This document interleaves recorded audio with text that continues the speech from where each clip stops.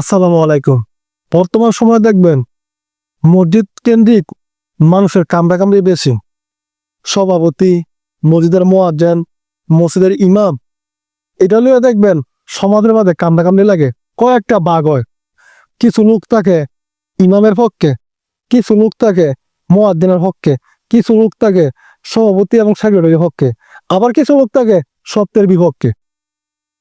এটা দেখবেন বর্তমান সময়ে বেশিরভাগ সমাজে এই সমস্যাটা চলে।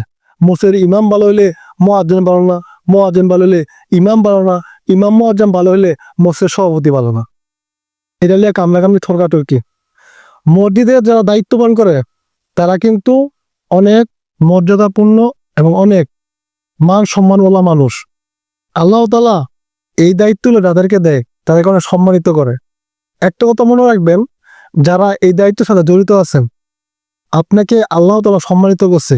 আপনার সম্মানটা আপনি কি করলে রক্ষিত হবে সেটা আপনাকে বুঝে শুনে সিদ্ধান্ত নিতে হবে।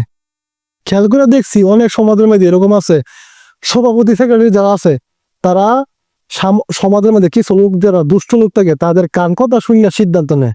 আপনাকে বানানো হয়েছে আপনি সঠিকটা দেখে সঠিক সিদ্ধান্ত নেবেন।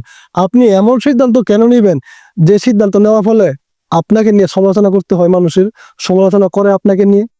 এই সিদ্ধান্তটা কেন আপনারা নেন?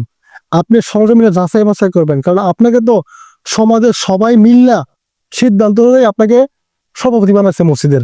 আপনাকে এত বড়টা দায়িত্ব দেওয়া হয়েছে, আপনি আপনার সময় মতো আপনি জিনিসটা যাচাই বাছাই করবেন, কোনটা সত্য কোনটা মিথ্যা।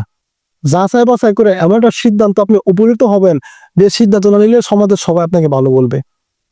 আপনি এমন সিদ্ধান্ত কেন নেন যে সিদ্ধান্ত নেওয়ার ফলে আপনাকে সবাই সমালোচনা করে? মসজিদের ইমাম এমন কাজ কেন করে যে কাজ করলে সমাজের মুসল্লিরা আপনার বিপক্ষে চলে যায়? মুসল্লিরা থাকবে আপনার পক্ষে, মুসল্লি কেন আপনার বিপক্ষে চলে যায়? আপনার ভুল ত্রুটিগুলো কোথায় আপনি সেটা দেখেন। সেটা না দেখিয়া উনি চিন্তা করবো উনি অনেক বড় শিক্ষিত, উনি মসজিদের ইমাম। তাহলে আপনি যে এটা তো একরকমের অহংকার হয়ে যায়।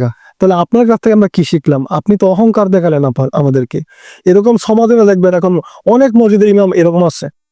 কতগুলো শুনতে খারাপ লাগতে পারে, যেটা বাস্তব সেটা বলতেছি। মসজিদের যারা দায়িত্ববান লোক আছেন আপনারা সমাজের ভালো হয়, মুসল্লিদের ভালো হয় এমন সিদ্ধান্ত আপনারা নিবেন। এমন সিদ্ধান্ত নিবেন না যে সিদ্ধান্তের ফলে সমাজের ক্ষতি হয়, মুসল্লিদের ক্ষতি হয়। মানুষ তো এমনি নামাজ পড়তে চায় না, তারপরে যদি আপনারা এমন এমন সিদ্ধান্ত নেন যে সিদ্ধান্ত বলে মুসল্লিরা মসজিদ ছেড়ে দেয়, তাহলে তো সমস্যা। দেখবেন বর্তমান সময় কিন্তু এই সমস্যাগুলি বেশিরভাগ সমাজে ঘুরপাক খায়। আপনি খেয়াল করে দেখেন, আপনার সমাজ থাকতে পারে, আমার সমাজ থাকতে পারে, যে শুধু মসজিদের ইমাম মুয়াজ্জিন সভাপতি সেক্রেটারি খালি সমাজের মধ্যে গায়ে নামাজ চলে। তো বেশিরভাগ সমাজে এই জিনিসটা চলে। আমার কথাটা কতটুকু সত্য মিথ্যা আপনারা কমেন্টে জানান, তাহলে আমি বুঝতে পারবো।